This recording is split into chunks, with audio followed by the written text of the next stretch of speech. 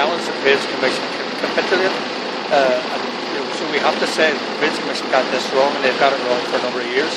And they need to change. And if Stormont aren't going to change it, then they need to take a decision about how to make decisions in the future, because the Trades Commission gets this wrong.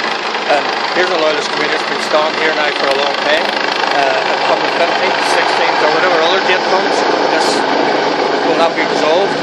But people will stay here until it is resolved. So, I mean, nobody's going away, and I think people need to realise that. If it's the perception of this community that violence is reported, how difficult is it to persuade this community that violence is not the response, the way to protest? Well, I mean, I think people have seen that over the years, and we seen it last year, that people know that that's the best way forward. But the reality is that this is a policing job. The police need the police today. So it's up to the police to police. The police tell us that they will, police the determinations. It's their determination that is made today. The police have to do that. There's nobody else responsible for what goes on, only the police. Can you describe the level of frustration there is within the unionist community over this determination for the last 3 years? Well, it is very hard to describe because it's so high, it's unbelievable.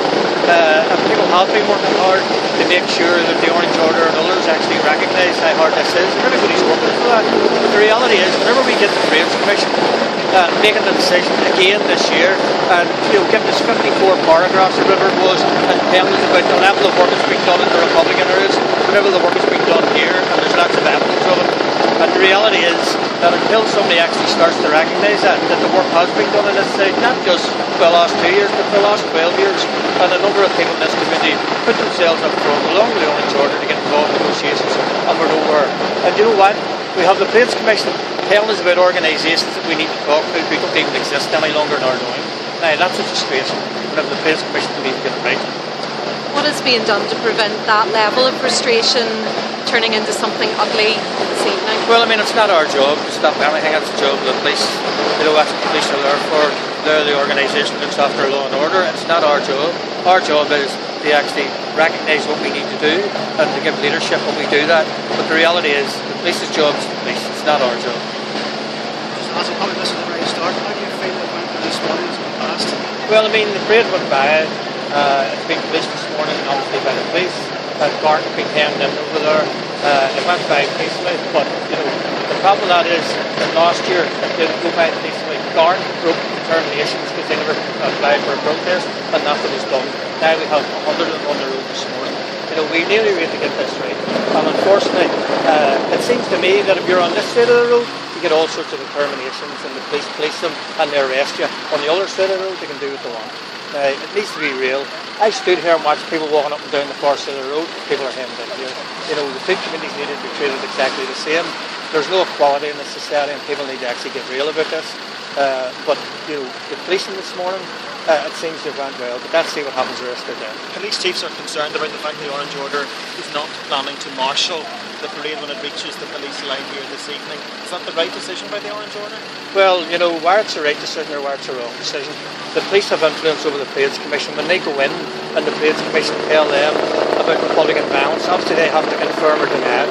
Now, if they're denying it and they're still saying that they can't have a parade because of the threat of Republican violence, this is not a society that anybody wants to live in.